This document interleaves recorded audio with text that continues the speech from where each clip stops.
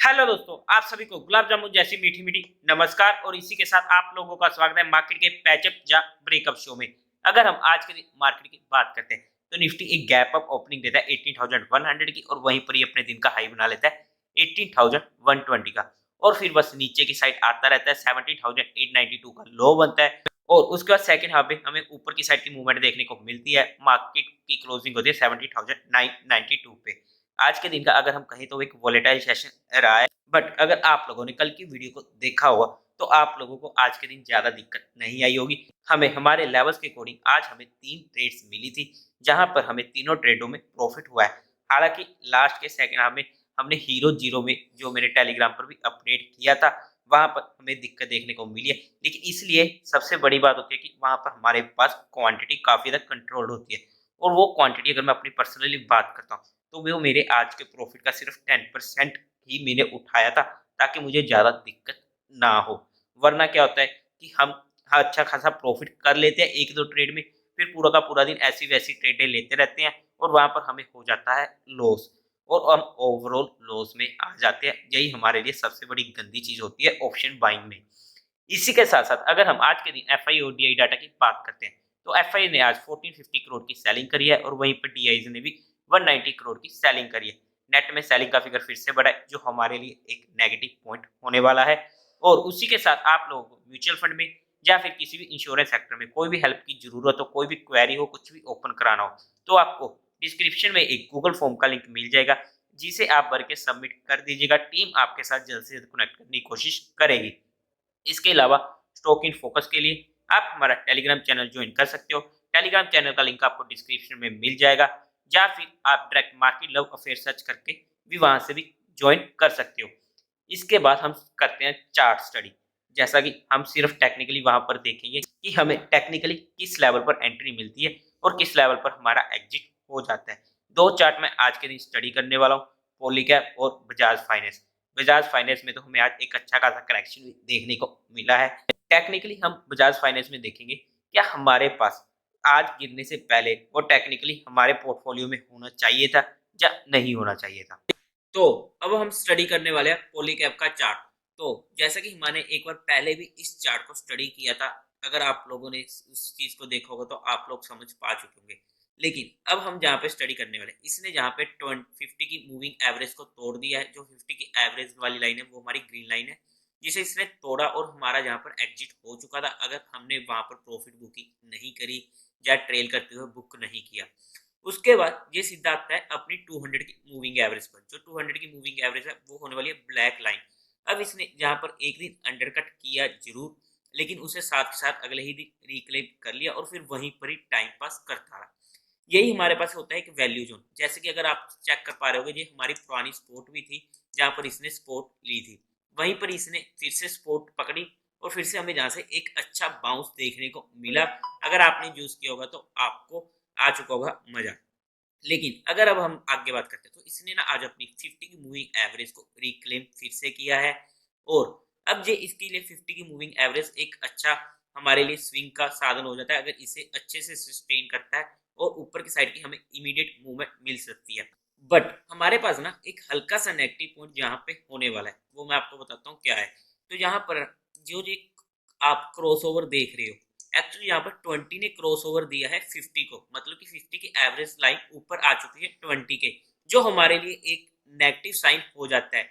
या तो इसे जल्दी से ये क्रॉस ओवर देके ऊपर की साइड शिफ्ट हो जाए, वरना हमारे लिए यहाँ पर दिक्कत देखने को मिल सकती है। टेक्निकली बात कर रहा हूँ मैं यहाँ पर। अदरवाइज इसने 50 की मूविंग एवरेज को रिक्लेम किया है, लेकिन इसे हम रिक्लेम नहीं मानेंगे अगर ये इसके ऊपर एक क्लोजिंग और हमको नहीं दे देता है एटलीस्ट, और जहां से हमें एक अच्छा स्विंग देखने को मिल सकता है। अगर हम इसके यूजली टारगेट्स की बात करते हैं तो फिर इसके लिए इमीडिएट हमारे पास जो टारगेट्स आ जाते हैं वो आ जाते हैं अप्रोक्स 2800 के ऊपर के। उसके बाद तो अगर इस भी लेवल को क्रॉस कर जाता है, जिसे अगर मार्केट अप ट्रेंड में आ जाती है या फिर इसके रिजल्ट की वजह से ये क्रॉस कर सकता है, बिकॉज रिजल्ट सेशन शुरू हो चुका है, तो हमें इजीली 3000 तक के लेवल भी देखने को मिल सकते हैं। लेकिन ऐसे लेवल्स पर हमें ट्रेल करना जरूरी हो जाता है और एटलीस्ट 50% क्वांटिटी बुक करके जब इस लेवल को क्रॉस करते हैं तब हमारी वहां पर दोबारा से एंट्री हो जाती है। बस यही चीजें मैं आप लोगों को समझाना चाहता हूँ कि एक सिंपल सी जो हमारे पास स्ट्रेटेजी होती है जो ये हम कहते हैं मूविंग एवरेज वाली, इन चीज़ों पर भी अगर हम फोकस करते हैं तो हमें काफ़ी अच्छे फायदे मिल सकते हैं और इन चीज़ों को हमें यूज़ करना आना चाहिए। और इसी के साथ अब हम एक और चार्ट देखते हैं बजाज फाइनेंस का, जिसमें हमें आज काफ़ी ज़्यादा दिक्कत देखने को मिली है। अगर आप लोगों के पास वो स्टॉक होगा तो, बिकॉज वो स्टॉक आज 7% से ज़्यादा का करेक्शन लिया है और सीरियसली जिन भी लोगों के पास होगा वहां पर हमें दिक्कत देखने को मिली होगी। बट हम टेक्निकली स्टडी करते हैं, फंडामेंटली इस चार्ट में हमको कोई भी दिक्कत देखने को नहीं मिलती। बट ये चार्ट आज के दिन गिरा क्यों? तो इसका सिंपल सा रीजन था कि जो इसकी एजीएम क्वार्टर ऑन क्वार्टर थी वो 5.7% आई थी, जो पिछले 10 ईयर्स का लोएस्ट आई थी। और उसी के साथ साथ लोन ग्रोथ रेट भी हमें क्वार्टर ऑन क्वार्टर में कम देखने को मिली थी, अगर हम क्वार्टर टू के साथ कंपेयर करते हैं। और भी माइनर से रीजन हमें मिल जाते हैं, बट फंडामेंटली हमें इस चार्ट में कोई भी दिक्कत देखने को नहीं मिलती। बट टेक्निकली तो हम जहां पर स्टडी करते हैं 200 की मूविंग एवरेज को ध्यान से देखो। ये चार्ट 1811 मतलब कि 18 नवंबर से इस चार्ट ने 200 की मूविंग एवरेज को तोड़ा था और उसके नीचे ही घूम रहा है। मतलब कि 18 नवंबर को ही ये चार्ट काफी ज्यादा वीक हो चुका था टेक्निकली। बट अगर हमारे पास इसकी एंट्री थी तो इसकी एंट्री हमारी एग्जिट हो जाती है इस लेवल पे, जब इसने 50 की मूविंग एवरेज को तोड़ा था इस कैंडल के साथ, जो अप्रोक्स हमारा लेवल आ जाता है 7100 के करीब का। और उसके बाद से यहाँ पर इसने टाइम पास किया और उसके बाद जहाँ पर इसने 200 की मूविंग एवरेज को भी तोड़ दिया, जहां पर इसने 200 की मूविंग एवरेज पर भी सपोर्ट नहीं ली, जो टेक्निकली इस चार्ट को वीक बना रहा था। और उसके बाद तो बस फिर नीचे की साइड ही जाता रहा और इसने कभी भी अपनी मूविंग एवरेज को क्लेम करने की कोशिश नहीं करी है, ना 200 को और ना 50 को। तो उस वजह से इस चार्ट में हमारी कभी एंट्री हुई नहीं है। लेकिन बजाज फाइनेंस एक ऐसा स्टॉक है, अगर हम एनबीएफसी सेक्टर में बात करते हैं तो ये राजा शेयर है उस सेक्टर का। अब राजा शेयर में हमें दिक्कत देखने को मिली है, बट उसके बाद में अगर आज के दिन जैसे जो फिगर्स आए हैं वो स्टार्टिंग के आधे घंटे एक घंटे में ही हमें एक साथ 7% का जहाँ पर डाउन साइलिंग देखने को मिली है। और उसके बाद अगर हम इसमें अब फ्रेश एंट्री की बात करते हैं तो देखो, सबसे इंपॉर्टेंट है हमारे पास मूविंग एवरेज। और अगर हम मूविंग एवरेज के बेस पर बात करते हैं तो जब तक ये चार्ट 6800 के लेवल को क्रॉस नहीं करता तब तक हमें इस चार्ट में स्ट्रेंथ देखने को नहीं मिलेगी।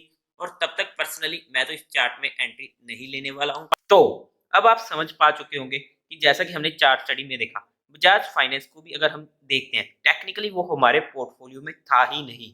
अगर हमारे पोर्टफोलियो में टेक्निकली वो चार्ट नहीं था तो हम उस करेक्शन से बच चुके हैं। बट अगर हमने किसी भी स्टॉक को उठा रखा है और वो टेक्निकली वीक हो चुका है तो वहां पर हमें दिक्कत देखने को मिल सकती है। हर बार मिलेगी, हर स्टॉक में मिलेगी ऐसा नहीं हो सकता। बट एक दो स्टॉक ही कई बार ऐसे हो जाते हैं जहां पर हमें एक मेजर फॉल देखने को मिल जाता है और वहां पर फिर हमें दिक्कत देखने को मिल जाती है। इसी के साथ अगर हम कल के दिन मार्केट की बात करते हैं तो देखो, सबसे पहले तो कल के दिन फ्राइडे फ्राइडे रहता है मोस्टली बेजा फ्राइडे। अगर हम मोस्टली की बात करते हैं ज्यादातर ये बेजा फ्राइडे ही बन जाते हैं। बट कल का दिन हमारे लिए थोड़ा इंटरेस्टिंग हो सकता है। अब वो कैसे? सबसे पहले तो हमारे पास जो इंपॉर्टेंट सपोर्ट आने वाली है वो आने वाली है इमीडिएट 70,900 की, जहां पर मार्केट ने आज के दिन का लो बनाया। मेजर सपोर्ट हमारे पास रहेगी 17,770 के आसपास की, जो मार्केट ने फ्राइडे के दिन का लो बनाया था जब मार्केट में मची थी त्राही त्राही।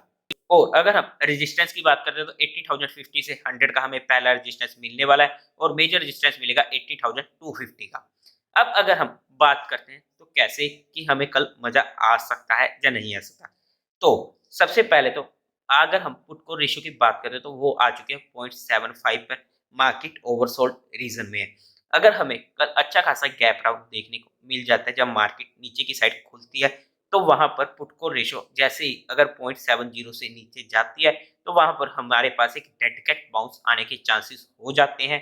तो उस चीज को हमें फोकस में रखना पड़ेगा। अगर मार्केट गैप डाउन खुल जाती है तो वहां पर एटलीस्ट हमें शॉर्टिंग साइड पे नहीं जाना है। अदरवाइज अगर पुट को रेशियो की वजह से डेड कैट बाउंस आए तो हमें दिक्कत देखने को मिल सकती है। तो देवी और सज्जनों, उम्मीद है आप लोगों को ये वीडियो अच्छी लगी होगी और स्पेशली चार्ट रीडिंग। तो इस वीडियो को लाइक कीजिएगा, शेयर कीजिएगा और साथ ही साथ चैनल को सब्सक्राइब करें। Thank you very much.